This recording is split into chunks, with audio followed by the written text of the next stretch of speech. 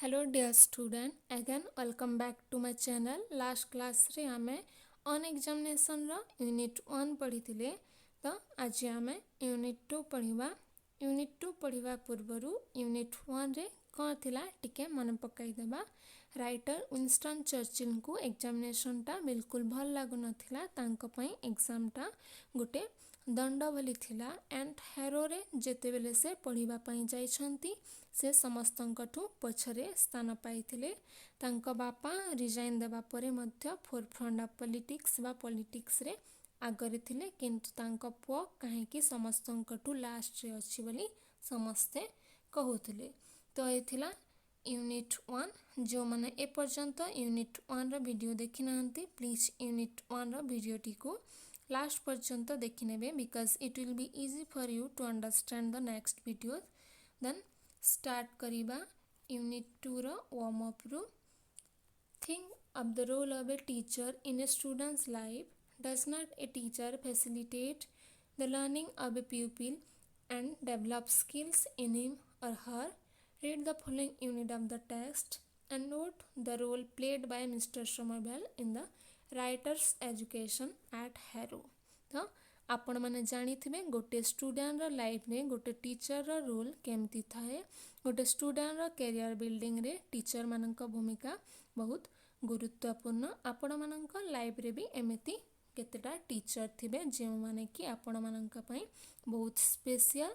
तो जदि आपण मानक लाइफ रे एमिति कौनसी स्पेशल टीचर अछंती जो माने कि बहुत इम्पोर्टेंट, तो प्लीज तांकु डेडिकेट करी कमेंट बॉक्स रे किछि मेसेज दियंतु।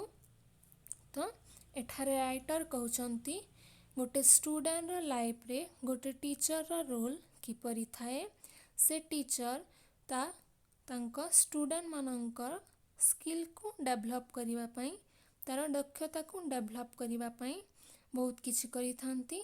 तो एठारे राइटर को एजुकेशन रे मिस्टर सोमरभेल को भूमिका किपरि थिला एठारे आमे पढ़िबा। देन अछि the text. I continued in this unpretentious situation for nearly a year.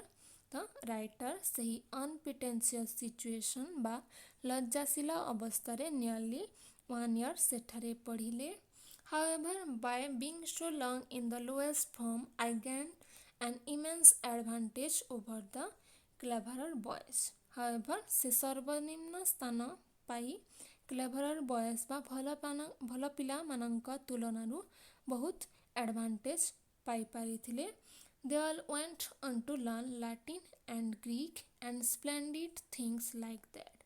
से माने सही क्लेभरर स्टूडेंट बा भल पिला माने सेठारे लैटिन एवं ग्रीक पढ़िले, but I was taught English. But लेखक इंग्लिश पढ़िले। We were considered such dancers that we could learn only English.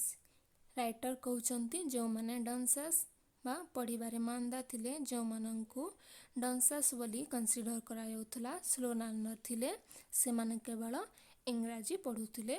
Mr. Somerville, a most delightful man to whom my debt is great, was charged with the duty of teaching the stupidest boys the most disregarded thing, namely to write mere English.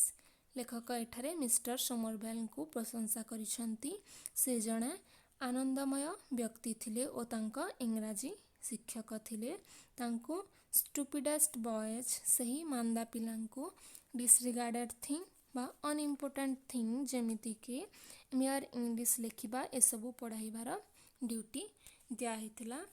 He knew how to do it. से भल भावे जानी थिले याकु से किपरि करिवे। He taught it as no one else has ever taught it. से याकु एमिति भावे पढ़ाउथिले जेमिति केही केबे भी पढ़ाई नथिले।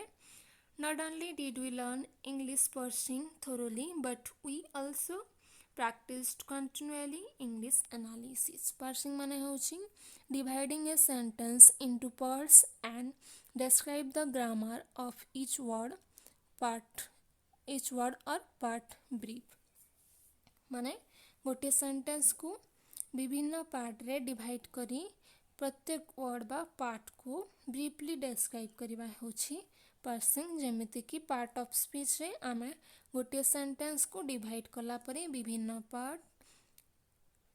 Part noun pronoun verb adverb adjective etcetera पाई थाउ सेगुडी को ब्रीफली जानिबा होछि पार्सिंग। तो सेमाने केवल पार्सिंग शिखि नथिले सेमाने इंग्राजी को विश्लेषण करिबा एनालिसिस करिबा मध्य शिखुथिले। Mr Somervell had a system of its own. Mr Somervell को गोटे निजस्व प्रणाली थिला जेमिति प्रत्येक टीचर निज निज वे रे निज निज सिस्टम अनुसार पढ़ाती ठीक सही परी। तो से कौन करुथिले let's read. He took a fairly long sentence and broke it up into its components by means of black, red, blue and green inks, subject, verb, object, relative clauses, conditional clauses, conjunctive and disjunctive clauses.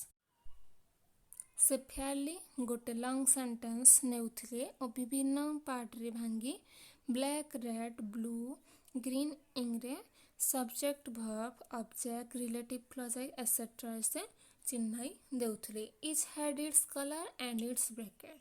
प्रत्येक part रो भिन्न भिन्न रंग और bracket थिला जाकु देखि पिला माने सहजरे बुझी पारुथिले। It was a kind of drill we did it almost daily. यह तांको पाई सेमानंको पाई ड्रिल परी थिला सेमाने याकु प्रतिदिन करुथिले। As I remained in the third fourth 3 times as long as anyone else, I had 3 times as much of it.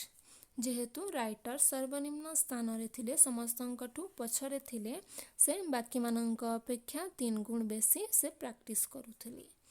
I learned it thoroughly। से याकु तन्न तन्न भाबे पूरा thoroughly भल भाबे शिखिले। Thus I got into my bones the essential structure of the ordinary British sentence which is a noble thing।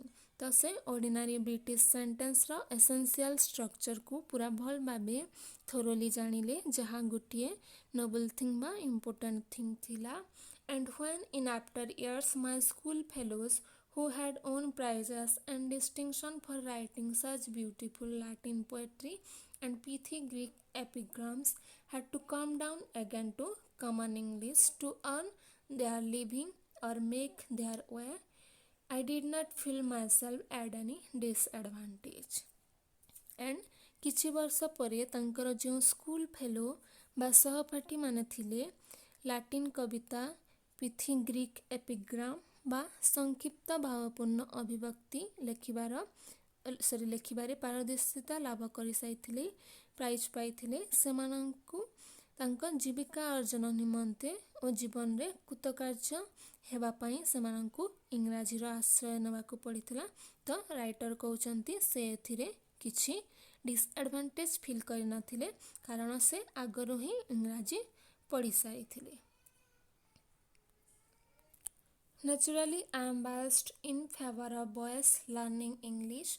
I would make them all learn English and then I would let the clever ones learn Latin as an honor and Greek as a treat।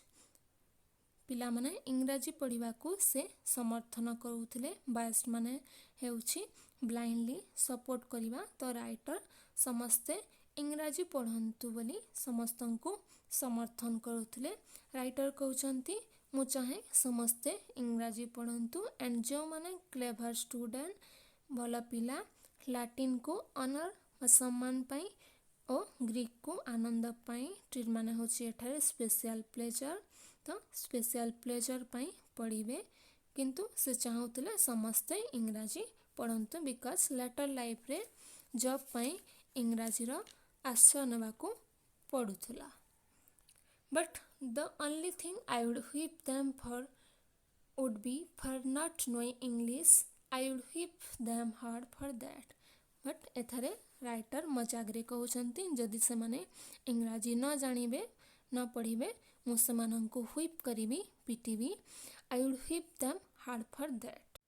तो एथिला आपण मानकर on examination रा unit 2 रा video. I will be coming with the next unit very soon, so till that keep watching and please like, comment, share and subscribe the channel for the next video. Thank you.